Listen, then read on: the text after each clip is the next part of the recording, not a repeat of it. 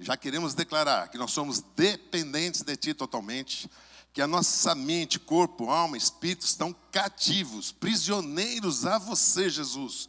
Então, nesse momento, Senhor, toda preocupação vá embora, suma, toda dor, todo incômodo, Senhor, tudo que não provém de Ti, Deus, vai embora. Aqui as trevas não têm liberdade, somente Deus Pai, Deus Filho e Espírito Santo.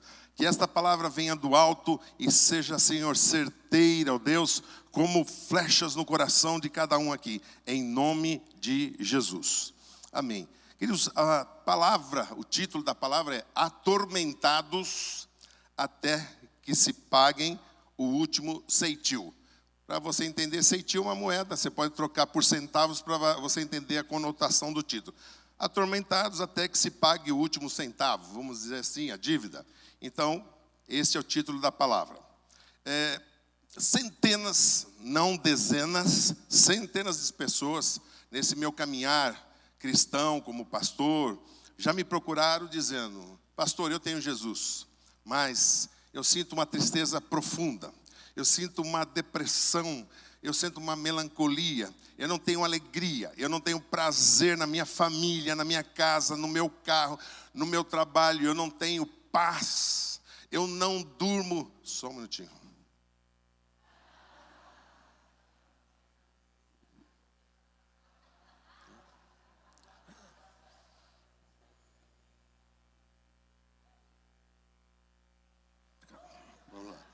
Pode aplaudir a Jesus.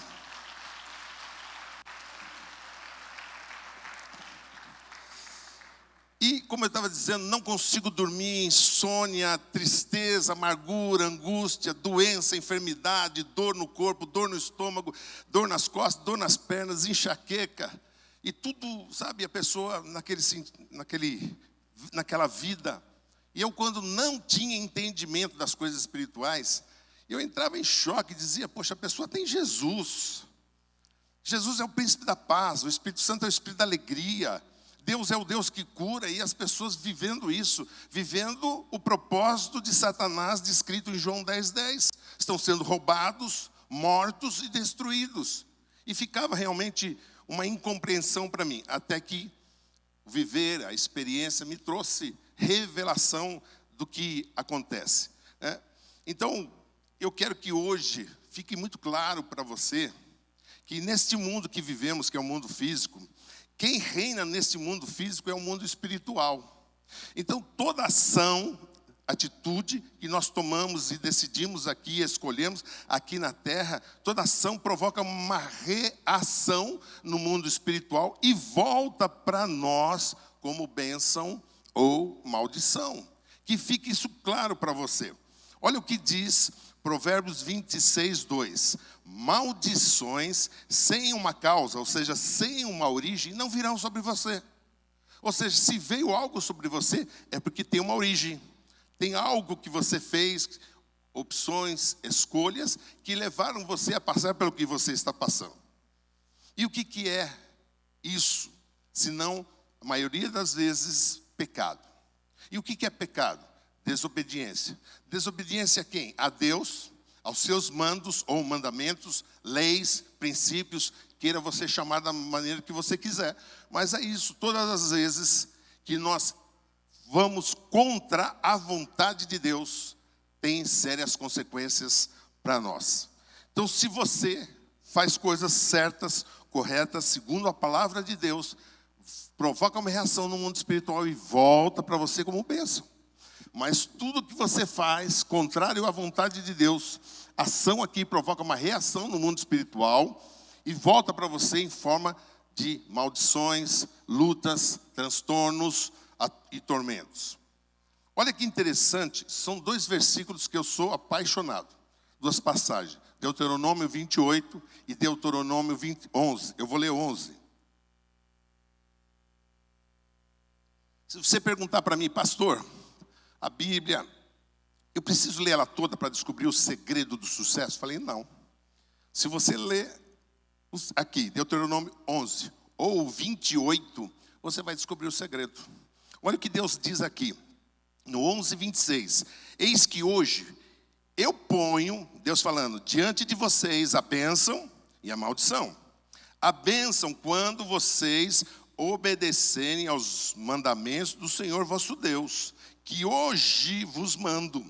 Porém, a maldição, se não obedecerem os mandamentos do Senhor vosso Deus, e vos desviardes dos caminhos que hoje vos ordeno. Está claro para você que toda desobediência vai atrair consequências para vocês. As suas escolhas, as suas decisões decidirão o que você está atraindo, bênção ou maldição. E hoje eu quero falar a respeito de um pecado que nós cometemos e muitas vezes passa desapercebido para nós. Se eu trouxesse aqui na frente 7 pessoas, 5, 4, 10, e pedisse para que cada uma dissesse um pecado sem repetir. Um diria, não devemos matar, não devemos mentir, não devemos prostituir, não devemos ser homicidas, não devemos... E diria um monte, mas pode até ser que citariam esse pecado, mas normalmente ele não é citado. Eu já fiz essa experiência, é interessante, porque ele passa desapercebido, passa por nós sutilmente. E o que é? A falta de perdão. Perdão nós precisamos dar a quem nos magoou, ofendeu, pisou, humilhou, enganou, desprezou, nos roubou, nos traiu, pessoas que nos fizeram algum tipo de mal.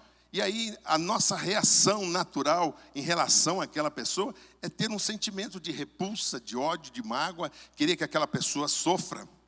E eu me recordo de uma situação de uma mulher que ela chegou na nossa igreja. Estava meu filho do meu lado orando por essa mulher e um pastor americano na nossa igreja. E de repente nós chegamos para ela e dizemos, o que você tem? Eu estou praticamente cega, mal enxergo, e os médicos já disseram que não há possibilidade de reversão do meu quadro. Eu estou diagnosticado a ficar cego a qualquer momento. Então nós falamos, tá bom, nós vamos orar. Colocamos as mãos sobre os olhos dela e começamos a orar. Ela estava com os olhos fechados. Depois da oração, nós tiramos as mãos e pedimos para que ela abrisse os olhos. De repente, ela teve uma reação. Nossa, eu estou enxergando bem melhor do que eu estava enxergando. Não está nítido, mas está muito melhor. E aí nós falamos, vamos orar de novo. Deus está operando. Quando o pastor americano colocou as mãos de novo, ele interrompeu e começou a falar com meu filho em inglês. Claro que eu estava entendendo, mas aí o Felipe quis traduzir para mim, eu fiz de conta que não entendia, né? E ali o Felipe falou para mim, pai, está dizendo que o Espírito Santo falou para ele, que ela tem ódio no coração. Enquanto ela não perdoar pessoas ou pessoa, ela não vai ser curada. Nós fizemos uma pergunta, ela nem titubeou. Tenho, do meu ex-marido. Eu não tenho esses dentes por causa dele. Ele já me chutou, já me espancou, já me chutou. Eu o odeio. Ministramos sobre perdão para ela. Gastamos um tempo com ela. Você quer perdoar? Não. Mas se você não perdoar, você vai, infelizmente, morrer cega. Eu prefiro morrer cega do que perdoar. E eu trouxe essa ministração, citei esse exemplo, há uns 3 anos, 2 anos aqui na igreja. Ao final do culto veio uma jovem e falou, pastor, eu conheço essa mulher, eu lembro dela. E ela morreu, e morreu cega. Infelizmente, as pessoas preferem reter o perdão do que liberar o perdão. Continuando aqui, você pode dizer, mas será que eu tenho? É interessante que quando eu falo com as pessoas e pergunto, você tem alguma mágoa? Você tem algum ódio, algum rancor no seu coração? A grande maioria me responde de primeira, não, pastor, não tenho nada, está limpo, está zerado. Mas você vai cavocando, você vai dando corda para a pessoa puxa, daqui a pouco você puxa de volta e você descobre que a pessoa está cheia de mágoa, de ódio, de rancor no seu coração. Então eu vou citar aqui alguns sintomas para você identificar e talvez identifique-se com você. Você vive o tempo todo, quase o tempo todo, pensando naquela pessoa ou nas pessoas. Está de férias, passeando, viajando, está pensando na pessoa. Está passeando no shopping, em qualquer outro lugar, está pensando na pessoa. Está numa festa, num casamento e tudo, e está lá fechado e pensando na pessoa. Está indo para o trabalho ou está já no trabalho, está pensando na pessoa. Está tomando banho? Está pensando na pessoa. Sai para almoçar? Está pensando na pessoa. Você até vai para a igreja e de repente você está ouvindo a minha ministração de qualquer outro pastor, está pensando na pessoa, de repente ela vem na sua cabeça. Você vive doente, com dores, algumas enfermidades, vai aumentando sua pressão arterial. Tem uma pessoa que trabalha com a minha esposa, uma pessoa já de idade, não tinha problema nenhum. Foi lá brigar com uma pessoa que trabalha com ela, e aí uma tem ódio mortal da outra. Uma delas, a pressão simplesmente desencadeou e sobe direto. E qual é a origem? Lembra que eu disse? Uma maldição sem uma causa não vem. E a origem, minha esposa já ministrou para ela, mas não quer perdoar de jeito nenhum. Vive frustrado, desanimado, vive cansado, vive sem expectativa, sem esperança, sem ânimo, sem paz, vive irritado, vive angustiado, deprimido, sem tristeza profunda, deseja a morte, ouve vozes, vê vultos e algumas pessoas até ficam endemoniadas.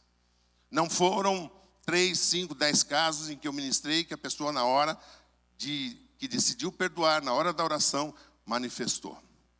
Não foram 10, foram muito mais. Quando o corpo está doente, a origem é a alma. A alma que está doente, estando a alma doente, o corpo também fica doente. É isso que nós precisamos entender. Entenda também que Deus age por princípios, sua palavra. Eu costumo perguntar para as pessoas, há algo que é impossível para Deus? A maioria das pessoas dizem, não, pastor. Tudo é possível ao nosso Deus. Não. Mentir. Não sou homem para que minta. Então é impossível para Deus mentir. Outra coisa que é impossível para Deus é Ele ir contra a sua própria palavra. Se Ele disse aqui, enquanto você não perdoar, eu também não te perdoo. Então Deus olha para você, vê o seu sofrimento, a sua angústia, vê as suas dores que você está passando, vê você passando mal, vê você passando por todas essas circunstâncias e diz, meu filho amado, eu quero te ajudar. Eu quero te tirar dessa situação, dessa circunstância. Não tenho alegria e prazer. Aliás, eu tenho compaixão de ti, de ver você nessa condição. Mas eu só posso agir quando você agir de acordo com a minha palavra. Aí eu posso agir na sua vida. Enquanto isso, eu fico de mãos atadas. Porque eu não posso ir contra a minha palavra. Infelizmente é assim. E a grande maioria das pessoas tem dificuldade de perdoar. Muitos não querem perdoar. Enquanto você não perdoar, vou repetir, Deus também não te perdoa. É você que tem que tomar essa decisão. Não é sua esposa, seu marido, seu pai, sua mãe, seu vizinho, seu discipulador. É você que tem que tomar essa decisão de escolher perdoar, obedecer a Deus e atrair para a sua vida cura, a libertação e as bênçãos de Deus. A falta de perdão, com certeza, é a maior causa das pessoas viverem esses sintomas que eu disse. Mas não é a única. Então, tudo é falta de perdão, pastor? Não. Centenas de pessoas que eu atendi, eu vou dizer para você que cada 10 casos, no mínimo, 9 pessoas, o problema é a falta de perdão. Agora, existem outras origens também pela depressão, por causa da depressão. Pessoas que têm um inconformismo. Vou citar para você alguns casos aqui da nossa igreja. Uma moça em que o noivo rompeu o noivado com ela e ela não aceitava. Então havia um inconformismo com o rompimento do noivado. Ela entrou em depressão.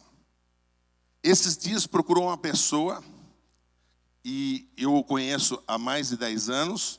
Ele foi da nossa igreja por mais de 10 anos, não está mais conosco. E ele ligou para mim, pastor, eu preciso falar com você. E eu estava super preocupado naquele dia, ele insistiu, estava super preocupado, ele insistiu. Eu dei um jeito, fui me encontrei com ele aqui no bairro Betaville. E encostei meu carro, ele encostou, entrei dentro do carro dele. Falou, pastor, eu quero tirar minha vida. Uma pessoa de 60 anos de idade. Quero tirar a minha vida. Falei, mas por quê? Estou numa depressão profunda. Estou tomando não sei quantos remédios e nada resolve. E eu falei para ele, você sabe a origem disso? Ele, não sei, pastor, não faço a mínima ideia o que a origem disso. Conhecendo a vida dele, eu falei, pois é, mas eu sei a origem. Sabe, pastor? Sei. Você tinha um padrão de vida muito alto. Você tinha tudo o que você queria. Você comprava os carros, trocava 5, 6 carros por ano. Comprava carrões, viajava, fazia boas viagens. Sempre andou de boas roupas. Só que hoje o seu padrão de vida talvez seja 10% do que você tinha. E você não aceita e não se conforma. É isso, pastor. Então as pessoas, situações que as pessoas não se conformam gera depressão. Principalmente se a pessoa fica relutando contra aquilo. Uma outra mulher com depressão profunda também. Ela teve um único emprego durante 30 anos. O mesmo chefe, o mesmo emprego durante 30 anos. E de repente, tiraram o chefe.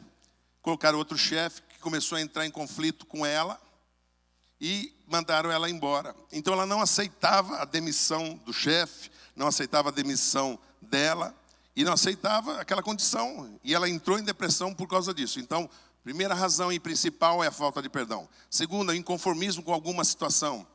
Terceira situação, que pode ser também a questão de alguma disfunção do seu corpo. Né? Pessoas que têm hipertiroidismo, pode ter depressão. Porém, eu vou dizer para vocês que na grande maioria, insisto em dizer, dessas pessoas, centenas que eu já atendi, é a falta de perdão. E tem pessoas que têm depressão. Sexta-feira eu estava com uma jovem, e qual era a origem da depressão dela?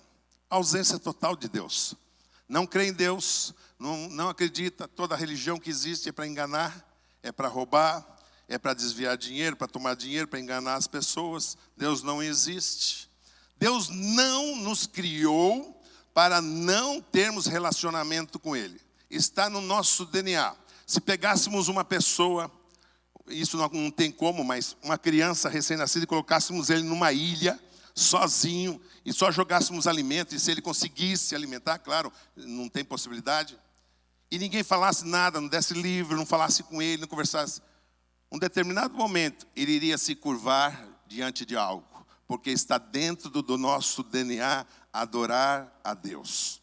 Assim como está dentro do nosso DNA não odiarmos as pessoas, ao contrário, amarmos as pessoas. Por isso que causa essa disfunção toda, essa disfunção na nossa alma causa toda essa repercussão no nosso corpo, porque nós estamos ferindo a um princípio da palavra de Deus, algo que nós fomos criados para não fazer, que é odiar alguém.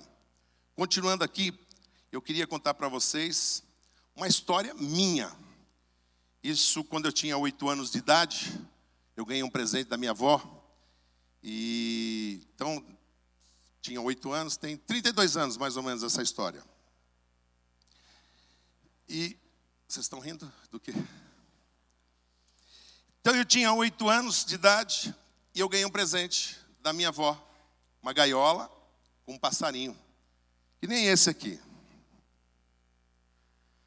Muito parecido com ele. Só que ele era totalmente vermelho. Vermelho da cor do sangue. Tanto que ele chamava Tico Rei. Ele era inteiro, vermelho da cor de sangue. E rei, porque quando ele cantava, as penas da cabeça levantavam e formavam uma coroa aqui. Por isso que ele chamava Tico Rei. E eu todo dia de manhã, meu pai no fundo do quintal, tinha uma base que nem essa, que ele moía cana.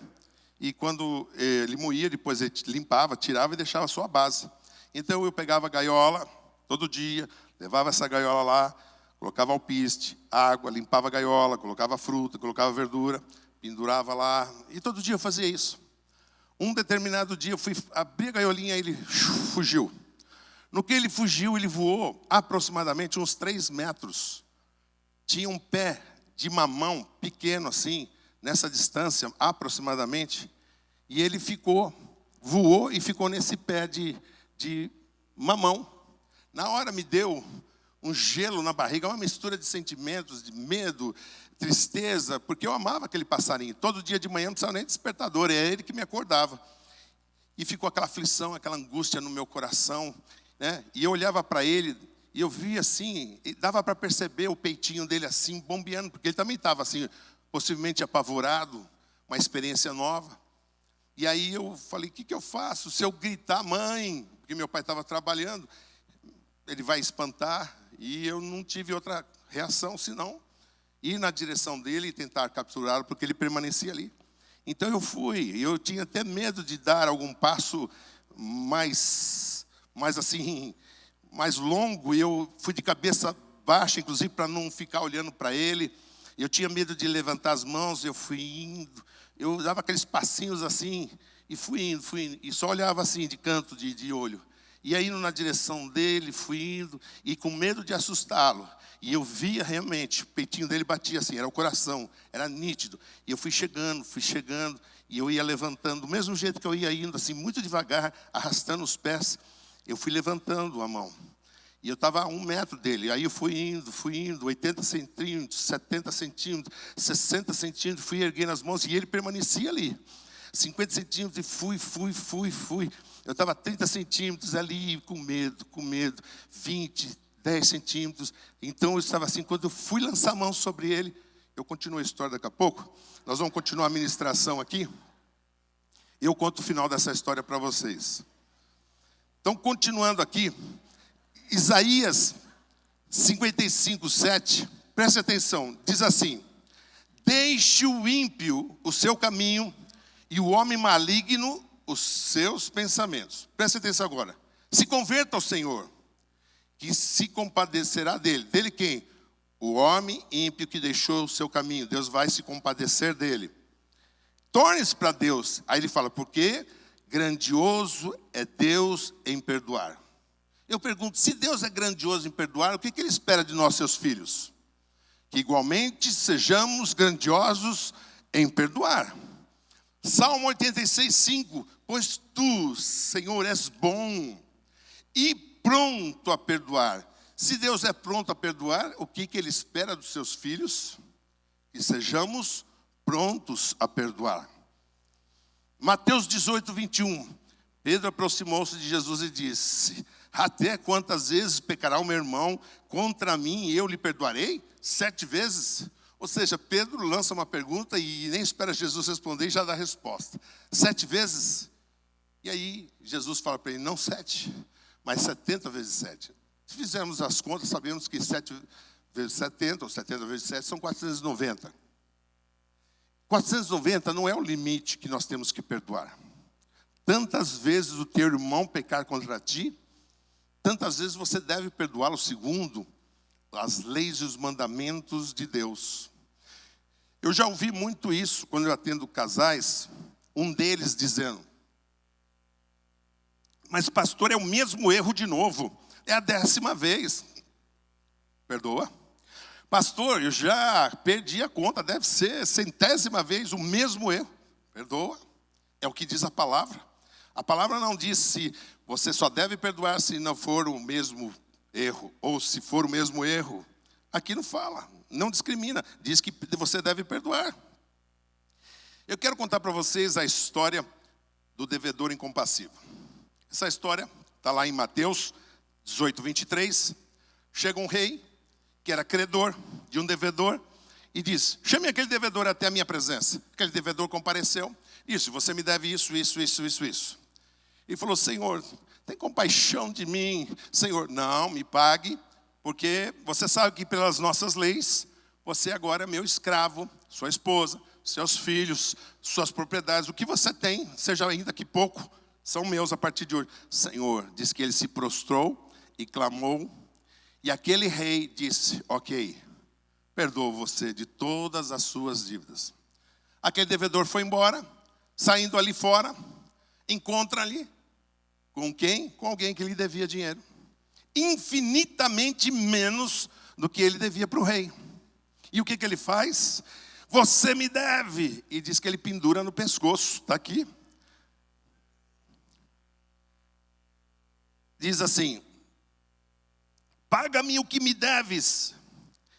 E ele lançando a mão, o sufocava. Ou seja, para sufocar a mão no pescoço. Paga-me o que deves.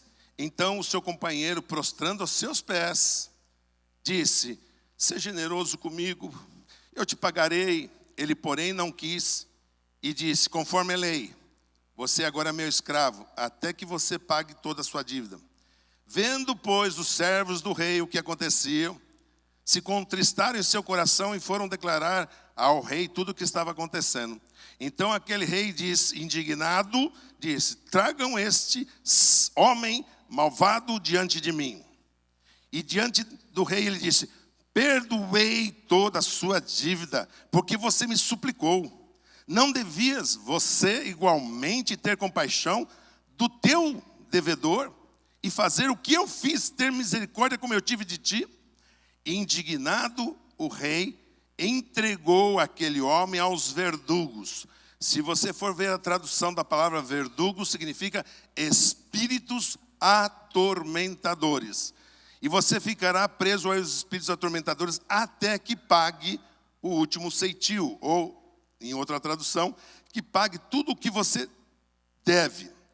Assim, preste atenção, vos fará também meu Pai Celestial, Deus, se do teu coração você não perdoar a cada um dos seus irmãos as suas ofensas, Deus também não lhe perdoará.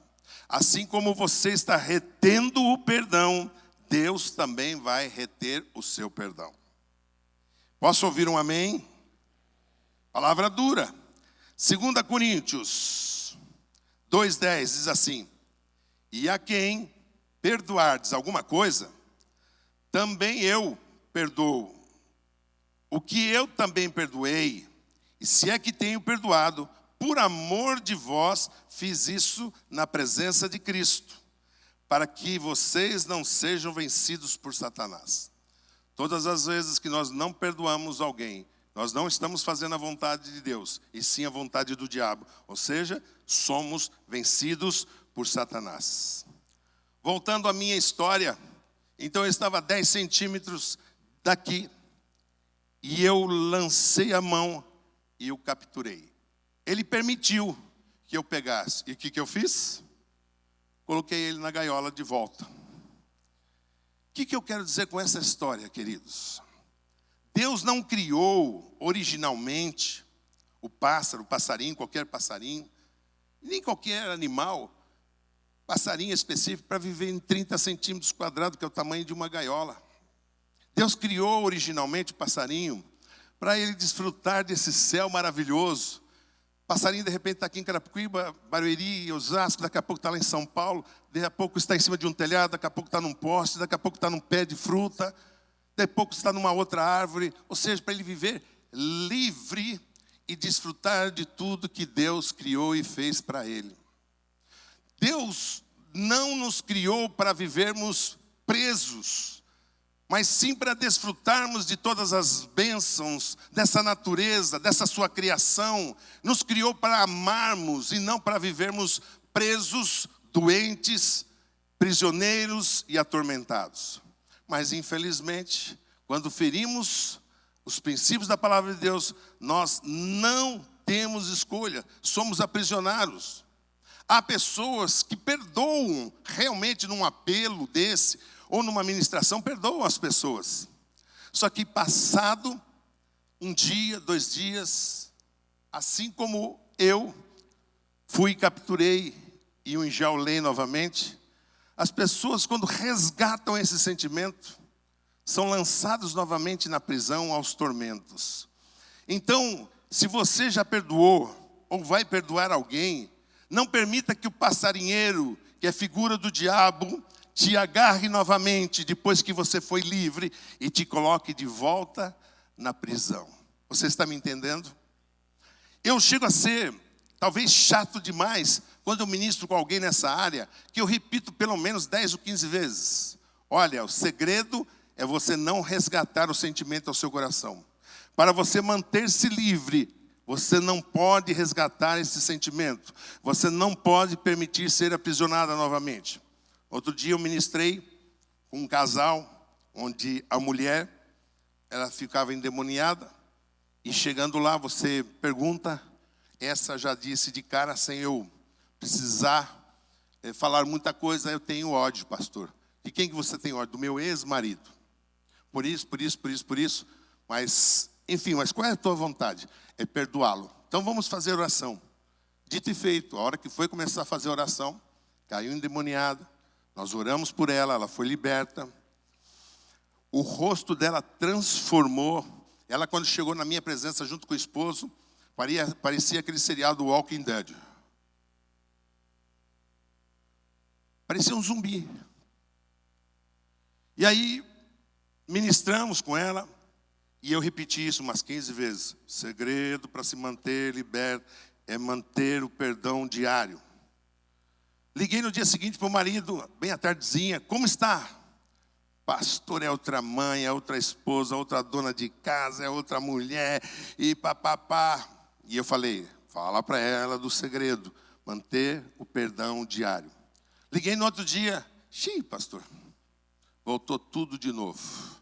Ficou endemoniada. Falei, quando ela estiver lúcida, sã, você ministra com ela aquilo que eu já disse. Isso já tem uns 3 meses. Encontrei com eles outro dia aqui, tem um mês, e perguntei, e aí como está? Tudo resolvido, pastor. Perdoei definitivamente. Estou livre, nunca mais aconteceu nada.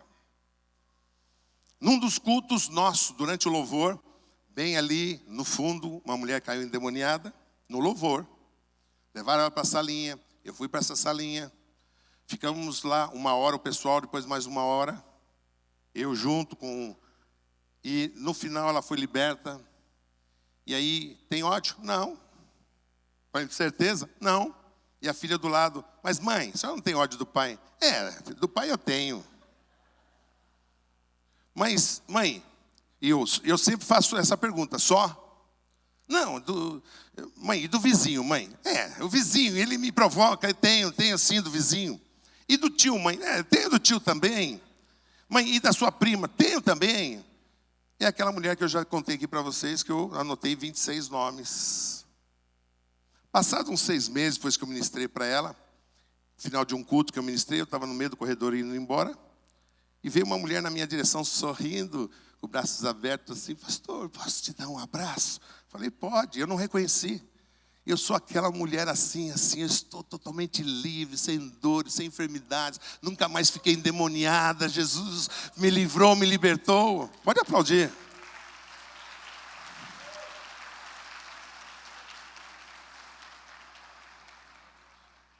Um dia, já contei essa história também, chegou na minha casa, a Isabel, uma mulher, e eu moro no 4º andar de um apartamento.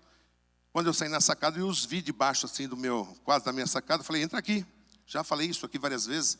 Eles entraram, depois de 20 minutos ninguém aparece. Falei, se perderam, mas como se perderam? Se eu mostrei, não tinha outra porta, eles estavam debaixo da porta, debaixo da minha sacada é a porta. E o elevador é de frente, não tem como. Aí quando eu abri a porta para ir atrás deles, chegaram. Falou, pastor, minha mãe tem síndrome do pânico, ela não entra no elevador, não sobe escada. E foi uma luta para conseguir trazê-la aqui. E ela chegou exatamente, o filho segurando de um lado, a nora de outro. Ela chegou andando assim. Parecia aquelas pessoas que estão nas últimas. Uma pessoa que tinha 50 e poucos anos, com a cara de deprimida, uma cara de morta-viva, literalmente. Ministramos, ficamos umas 3 horas ministrando, foi perdoando. E como que a gente sabe que ela realmente perdoou? Pelo rosto dela, mudou, transformou de um rosto todo deformado, porque a Bíblia fala que o pecado envelhece os nossos rostos, mas quando Jesus entra na nossa vida, formoseia. E houve perdão ali, tanto que ela levantou e já começou a falar, já saiu andando, não precisou de ajuda de ninguém. Aquela mulher, inclusive, ela estava com, como que se diz, os médicos já tinham dado não digo um receituário, mas um papel indicando ela para aposentadoria, porque era a 4ª ou 5ª vez que ela se afastava por depressão. Então, deram um papel encaminhando ela para aposentadoria. E ela foi liberta, isso já tem uns 5, 6 anos. E ela está trabalhando, está ativa, está bem, está feliz, super, servindo ao Senhor. E eu poderia contar para vocês um monte. Tem uma mulher aqui da nossa igreja que o filho foi morto injustamente pela polícia. E no dia que eu ministrei uma palavra sobre perdão aqui, a mãe da mulher que perdeu o filho Estava a avó estava aqui, eu estava aqui. A mulher gritava, ela uivava, porque houve liberação de perdão. A pessoa foi curada tremendamente, é impressionante ver a ação. E eu poderia dizer para vocês de tantos outros casos, e eu quero caminhar para o final. Diz assim Mateus 5, 25. Se reconcilia depressa com teu adversário, enquanto estás no caminho com ele, para que não aconteça que o adversário te entregue ao juiz, e o juiz te entregue ao oficial e te encerre na prisão. Ou seja, seja lançado aos atormentadores, preso a doenças, a sofrimentos, a sentimentos. Continuando, versículo 26. Em verdade te digo que de maneira nenhuma sairás desta prisão enquanto não pagares o último ceitil. Não adianta perdoar 3 pessoas e guardar de uma. Enquanto não pagar toda a sua dívida, você permanecerá na prisão. Eu já comentei com vocês, e vou comentar de novo, como pastor, eu tive um momento em que eu tive mágoa de uma pessoa. Como pastor. E como pastor, não dormi, sentia dores, sentia tristeza. Uma pessoa que sempre gostou de passear, de repente se vê querendo ficar em casa, deprimido, triste. Tudo que eu falei para vocês, inclusive doenças. Veio uma coceira sobre o meu corpo, algo indescritível. Fui em 3 médicos, um disse, você não tem nada. Eu falei, então eu estou louco, né? Aí foi em outro, manda fazer um monte de exame, você não tem nada.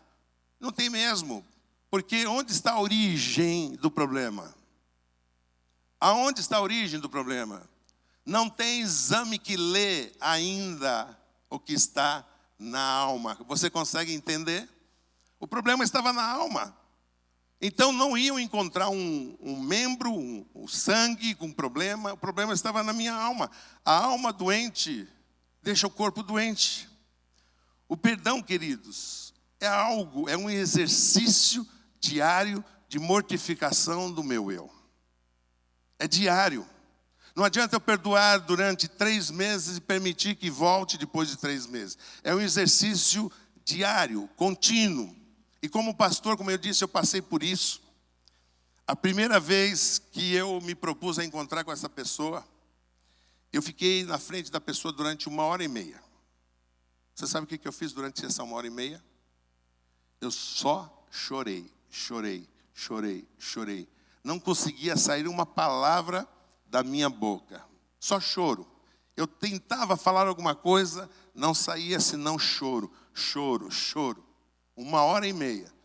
Nunca vi tanta água. E derramava, e chorava.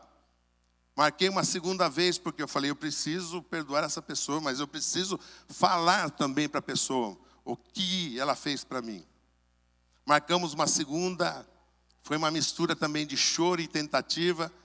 Quando na 3ª vez eu me encontrei com ela, aí sim, começou a vir o choro, eu me controlei e te disse, eu te perdoo e eu quero abençoar sua vida, eu te libero. Mas foi um momento de luta, foram momentos de luta, meses, até que houve cura na minha vida. Que lição que eu tiro disso tudo, queridos? É o que eu estou dizendo para vocês, enquanto eu retive o perdão, eu tinha dores, eu tinha insônia, eu engordei muito, tive coceira e tantas outras consequências. Mas o diabo tentava me devolver. E eu dizia em voz alta, onde eu podia dizer, Satanás, Jesus, ouçam isso, eu já perdoei fulano. Repetia isso inúmeras vezes até eu conseguir liberar. Você quer saber se você perdoou uma pessoa ou não?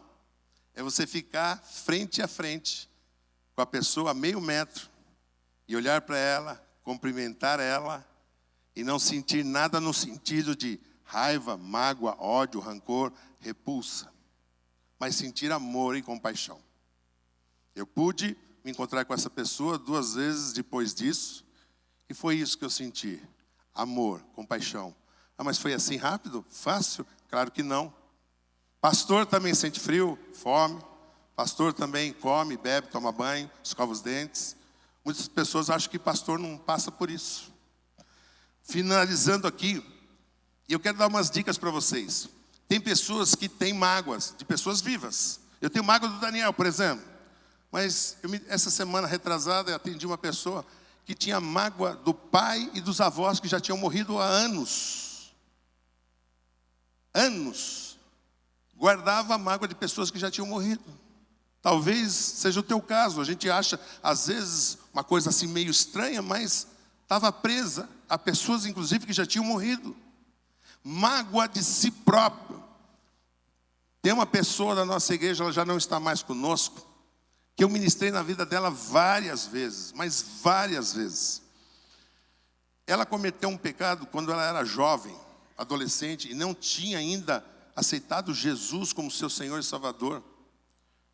E eu perguntava para ela, mas você tem certeza que Deus te perdoou? Tenho, Deus me perdoou. Falei, mas eu não me perdoo, ela disse. Eu não me perdoo. Falei, mas não é possível. Se Deus, que é Deus, que Ele é o justo juiz, que julga tudo e julgará a todos, já te perdoou e você crê nisso, e você não se perdoa? Não. 5 anos, mais, acho que uns 7 anos ela ficou na nossa igreja. Tentou suicídio não sei quantas vezes. A origem, não se perdoava por um pecado que tinha cometido.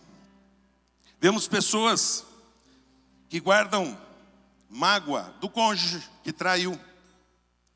Mas há pessoas que perdoam o cônjuge. E como eu disse, o perdão e a mágoa são muito sutis, principalmente a falta de perdão. Às vezes guardam mágoa da pessoa com quem o cônjuge traiu. Perdoa o marido ou perdoa a esposa, mas não perdoa a pessoa que eles acabaram sabendo quem era com quem o marido ou a esposa traiu. É muito sutil. Pessoas que têm mágoa de Deus, porque Deus não atendeu uma oração. Eu vi várias pessoas, não, Deus, eu orei, Ele não me respondeu. Por que Ele não me respondeu? E tem mágoa de Deus. Você sabe escolher o que é melhor para você? Quantos aqui acreditam que sabem escolher o que é melhor para você? Alguns acham que não, né? Eu estou aqui com um carro bem velho, enferrujado, e um carro zero. Eu quero dar esse carro para você. Ou velho ou enferrujado. Qual que você prefere, o velho ou o enferrujado? Quem prefere o enferrujado aqui, levanta a mão. E o novo, quem quer o novo, zerado? Uma casa lá em Cochipó da Ponte, telhado caindo. Ou uma casa no Morumbi, em Alphaville, novinha. Quem quer essa casa em Cochipó da Ponte? Cochipó da Ponte. Ninguém quer. Entre uma roupa de marca, novinha, e uma roupa toda suja, velha e rasgada. Quem quer essa roupa velha, suja e rasgada? Rasgada o pastor Emerson quer. Hoje de manhã ele estava aqui com a calça jeans rasgada aqui no joelho, nos 2 joelhos aqui. É moda agora. E eu falo para você, olha, vamos almoçar. Você prefere ir no bandejão ou naquele restaurante finérrimo que tem ali no shopping Guatemi, o Pobre Juan? Quantos querem ir no bandejão? Quantos querem ir no Pobre Juan? Pobre a gente fica depois que sai de lá, que a conta é bem salgada. Nós sabemos escolher o melhor para nós. Mas quando se refere à falta de perdão, nós escolhemos o pior para nós. Nós escolhemos reter o perdão, guardar a mágoa, guardar o ódio, guardar o rancor. E nessa história toda, sabe quem está sofrendo? Você. Porque a pessoa de quem você tem ódio está vivendo de boa. Claro, o justo juiz, Jesus Cristo, se essa pessoa pisou na bola, não vai passar impune. Então você não precisa se preocupar em fazer justiça, nem em se vingar. Gálatas diz claramente, não se engane, tudo que você semear, certamente você colherá. Deixa Jesus fazer a justiça. Deixa Jesus julgar essa causa. Não precisa você desejar. Porque quando você retém, é você que tem as dores, a insônia, a doença, a enfermidade, a falta de perdão de Deus. Indo para o final. Perdoar não vai mudar o seu passado. Já aconteceu. Mas vai mudar o seu futuro. Amém? João 2,11. Realmente vou ler os 3 últimos versículos. Aquele que odeia seu irmão está nas trevas. 1 João 2,11. Está nas trevas e anda nas trevas e não sabe para onde vai, porque as trevas lhe cegaram seus olhos. 1 João 3,15. Todo que odeia o seu irmão é homicida. O que odeia seu irmão é homicida. E vós sabeis que nenhum homicida tem a vida eterna. Você entendeu? Se Jesus voltar hoje e você tiver mágoa, ódio, rancor no seu coração, você não sobe. Não sou eu que estou falando. Está aqui, claro, evidente. O que Jesus disse? Vou separar, certo? Esquerda, os bodes. À direita, as ovelhas. À esquerda, os não perdoados. E à direita, os perdoados. Se você não perdoa e não é perdoado, para que lado você está indo? Para o lado da esquerda. Não perdoados, os não perdoados não subirão. Todo que odeia seu irmão é homicida. E vós sabeis que nenhum homicida tem a vida eterna. Não sou eu, está aqui 1 João 3,15, leia aí, se você tiver dúvida do que eu estou lendo. 1 João 4,20. Se alguém, último versículo que eu vou ler. Se alguém diz, eu amo a Deus. Quantos aqui amam a Deus? Uns não querem nem levantar a mão para não se arriscar. Quantos amam a Deus? Eu amo a Deus. Mas odeia seu irmão. Então se diz que ama a Deus e odeia seu irmão, é mentiroso. Está dizendo aqui na palavra, não sou eu que estou te chamando de mentiroso. Pois quem não ama seu irmão, a qual viu, como pode amar a Deus quem não viu? E dele temos esse mandamento, que quem ama a Deus, ame também seu irmão. Quantos anos ficou preso Mandela? 27 anos. Sabe por que ele ficou preso? Não é que ele roubou, ou que ele matou. Ele simplesmente era o líder de um movimento de apartheid na África do Sul. Ou seja, eu sou negro, brancos. Por que essa distinção? Por que a gente anda do lado direito ou esquerdo da calçada e vocês do lado oposto? Por que tem ônibus para nós e tem ônibus para vocês? Por que tem escola para vocês e escola para nós? Por que tem supermercado para vocês e supermercado para nós? Por que nós não podemos votar? Ele simplesmente lutou contra isso, ele não fez nenhum crime. Mas por lutar contra isso, não matou ninguém, não pegou em armas, apenas lutou contra.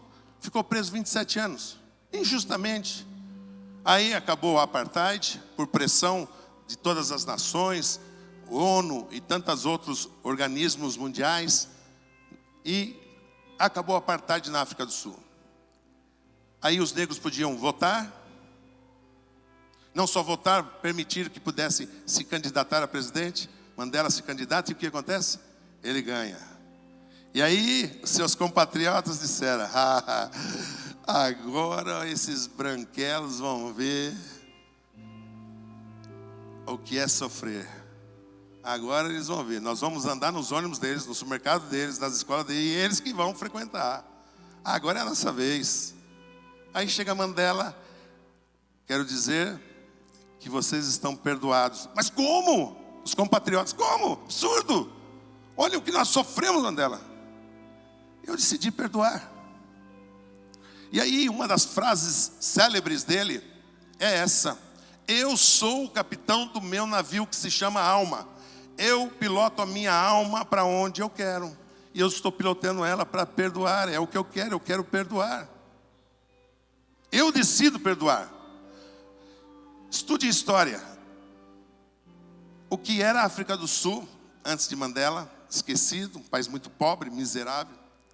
Não estou dizendo que hoje é riquíssimo, Mas o que é de pós-Mandela, pós esse período que ele foi presidente, prosperou demais aquela nação. O poder do perdão transformou uma nação. Você pode aplaudir a Jesus?